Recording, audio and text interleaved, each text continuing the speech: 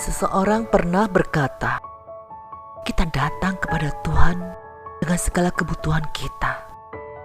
Namun, terkadang kita tidak menikmati janji Tuhan karena kita tidak sabar menunggu.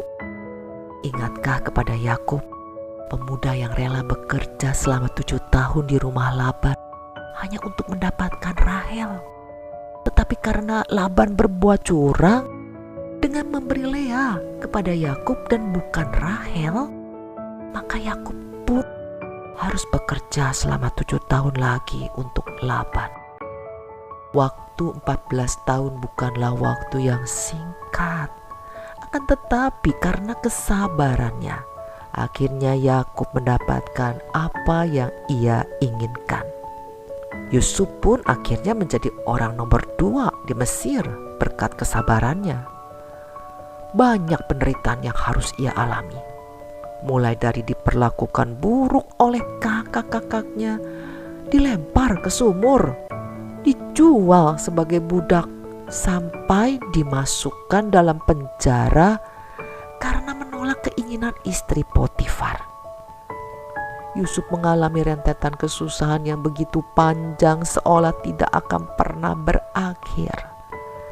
Tetapi ketika sudah genap waktunya Tuhan, maka ia pun mengangkat Yusuf sebagai penguasa atas seluruh tanah Mesir. Sama halnya dengan Daud. Perjuangannya untuk menjadi raja Israel dipenuhi oleh rintangan yang berat. Saul selalu mengejarnya tanpa henti dan berusaha membunuhnya. Suka tidak suka, kita harus mengakui bahwa hidup merupakan periode menunggu. Seorang anak harus sabar menunggu sampai cukup umur untuk memiliki KTP. Seorang yang sedang sekolah atau kuliah harus sabar menunggu sampai ia berhasil menyelesaikan studinya dan mencapai gelar. Seorang karyawan harus sabar menunggu sampai ia dipromosikan dan mendapat kenaikan gaji. Seorang ibu harus sabar menunggu selama 9 bulan untuk melahirkan bayinya, dan sebagainya, dan sebagainya.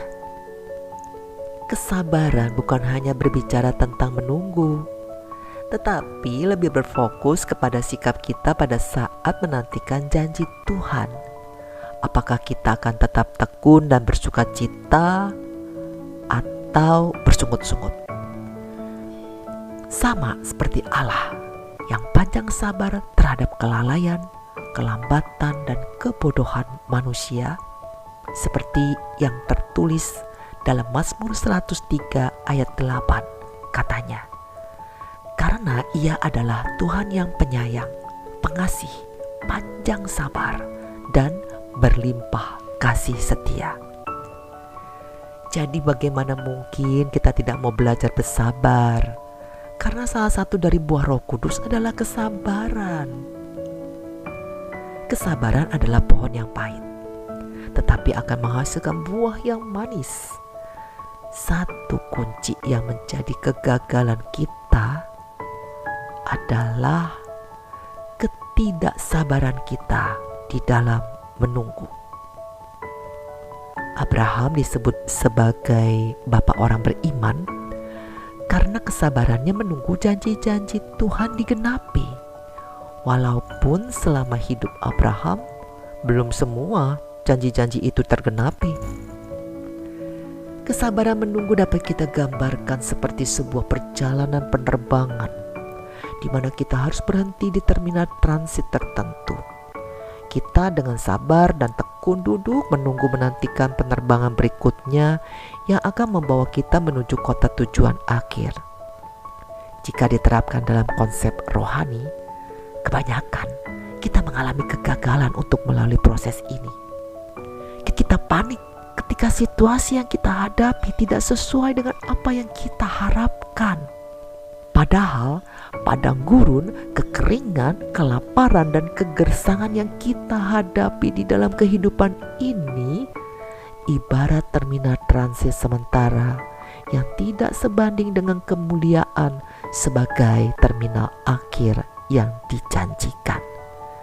Kita menjadi lelah dan berhenti berharap.